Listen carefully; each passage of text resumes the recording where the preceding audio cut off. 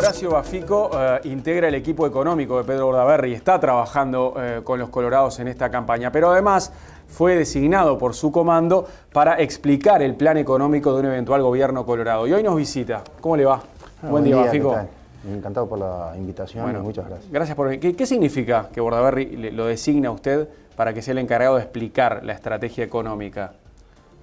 Nada en particular, digo, es un equipo grande de muchos economistas y esta vez me tocó a mí venir a explicarlo. ¿Pero le tocó esta vez ser el vocero o lo viene siendo siempre? No, somos varios que estamos hablando, digo, no. Si ves esa pregunta por futuras designaciones algo, no. Sí, no, o de repente, no como designación de un eventual ministro, de un eventual ministerio, pero sí como un encargado de explicar las cosas en los medios. Somos varios que estamos explicando. Son varios, no es usted solo. No soy yo solo. Bien, bueno, a ver, ¿cuál es el diferencial de la propuesta económica del Partido Colorado si la compara con la de los blancos y con la del Frente Amplio?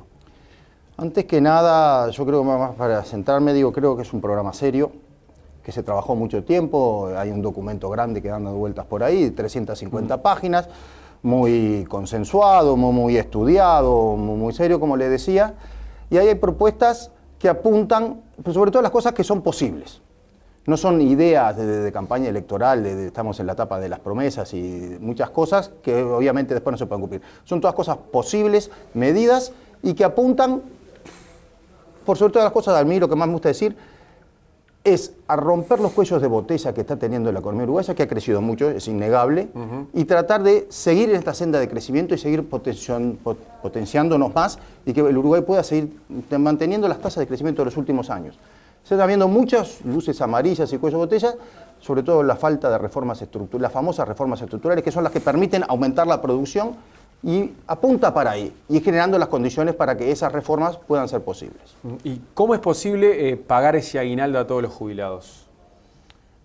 Es, bueno, en base a, es un resultado de muchas situaciones. Si vamos a ese punto, de dato puntual. Es una propuesta de Bordaberry que llamó la atención y la pregunta de la gente es, bueno, ¿de dónde saca la plata un gobierno para pagarle un aguinaldo a cada jubilado? Entonces, ahí tenemos que ir un paso para atrás, porque estas son las medidas puntuales que permiten desarrollarse con otras más, pero son el resultado de otros correctivos y otras acciones que, si se quiere, son las de fondo que van a permitir. A ver. Entonces, hoy día, de un año y medio para acá, se ha deteriorado muy fuerte lo que se llama los equilibrios grandes de la economía. El sector público, el déficit fiscal es muy alto, la inflación está alta, tenemos problemas de competitividad y el sector externo registra déficits elevados. Entonces, esos son problemas que de no ajustarse pueden generar problemas a futuro. Entonces, punto uno es equilibrar eso. Entrando en particular a dónde saldrían los recursos para un gasto puntual, en este caso el aguinaldo de los jubilados, habría que ajustar, no me gusta la palabra, porque tampoco va por ahí, corregir las cuentas del gobierno, que es posible. Sin grandes esfuerzos para la población es posible tener un nivel equilibrado de cuentas que permita obtener recursos para este gasto en particular. ¿Recortarían por muchos lados? No pasa tanto por recortar, sino que pasa por hacer algunos retoques. Si uno mira el gran número donde está el déficit, básicamente la mitad o más se explica por las empresas públicas. Ajá. ¿Y cuánto dinero calcularon? ¿Cuánto se precisa para pagarle un aguinaldo a cada jubilado? Un aguinaldo a cada jubilado, el número, perdóname que no me acuerde, pero anda en torno a le estoy mintiendo, porque creo que es algo así como 100 millones de dólares. Pero eso saldría, sería un 0,1 del producto, 0,2, pero habría posibilidades, ya le digo, si uno ajusta bien las empresas públicas, otro con los intereses, etcétera, hay margen. Créanos que hay margen y está pensado. Bien, bueno, ¿proponen cambiar o eliminar el impuesto a la renta de las personas físicas? Y acá sí vamos a hacer la palabra que a nadie le gusta, pero vamos a ir modificándolo y ajustándolo que vaya convirtiendo realmente en un impuesto a la renta.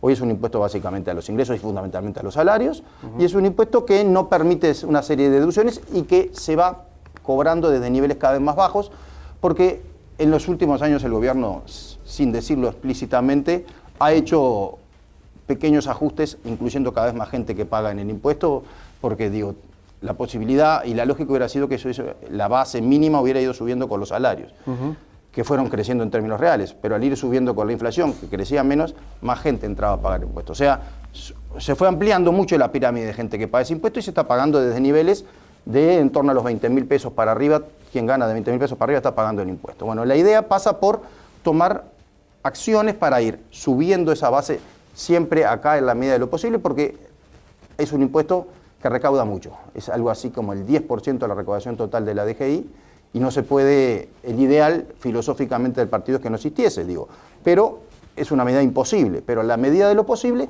es ir subiendo esa base mínima no imponible y permitir deducciones, por ejemplo, que tengan que ver con no pagar a las horas extras, no pagar a los aguinaldos, no pagar a los salarios vacacionales, no pagar, ir subiendo deducciones por la vivienda, por la educación, etcétera. Entonces, hacer que, por ejemplo, en el programa hay una mención que una familia que hoy a partir de 19.000 pesos está pagando una persona, que una familia tipo de 2 personas con 2 hijos empieza a pagar en realidad a partir de que tenga ingresos de 33.000 pesos.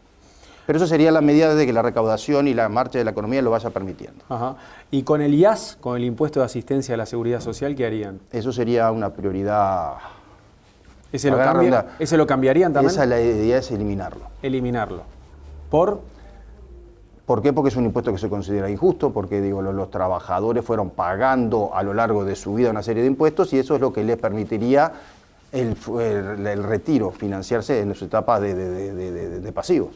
Ajá. Bueno, el Frente Amplio anunció más deducciones, ¿no? Veíamos recién a Sendic hablando y se anunciaron medidas para la clase media. El Frente anuncia deducciones al IRPF y a ese impuesto de los jubilados. ¿Qué opina usted?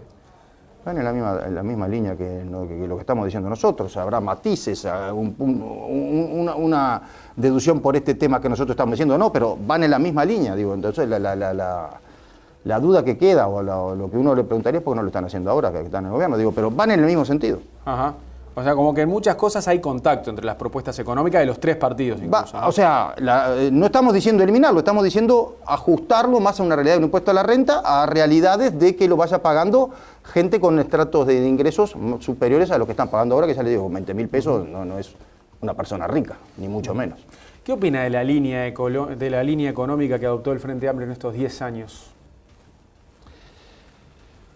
Hay varias cosas, digamos, en términos macroeconómicos, los grandes lineamientos, es que ya la ciencia económica ya no hay tantas diferencias, ¿verdad? En todo caso, las diferencias están en lo que se llama la micro, en la parte de incentivos, cuáles son las prioridades de áreas a priorizar, valga la redundancia, pero digo, mantener los grandes equilibrios yo creo que ya hay convencimiento general, y en grandes líneas el gobierno sigue una tendencia que no les gusta que uno lo diga, pero digo, es evidente que a su vez se viene dando de los últimos 40 años de apuntar a una economía lo más abierta posible y tender a los equilibrios macroeconómicos generales. Las economías tienen que ser estables, digo, es la condición necesaria para que crezcan. Obviamente no es la suficiente, pero si no hay estabilidad macroeconómica no va a haber crecimiento, no va a haber inversiones. Y todos los gobiernos están apuntando a eso, entonces no hay mayores misterios al día de hoy. Y en ese marco se han desenvuelto razonablemente bien. Cuando asumieron 10 años atrás, el país se estaba recuperando, en líneas generales mantuvieron esa idea de los planes, hubo un gran crecimiento que les dio otra holgura y les permitió hacer otro tipo de políticas, pero digamos, los grandes lineamientos del mantenimiento de los grandes equilibrios, que ya a esta altura no son ni de oposición ni del gobierno del Frente Amplio ni nada, tratan de mantenerlos. Es difícil con la democracia mantenerlos, pero se apunta a eso. Sí, parecería que muchas de las decisiones de Astori, como capitán de esa economía, le han caído mejor a blancos y colorados que a algunos frente amplistas, ¿no? Que a algunos compañeros suyos de la izquierda.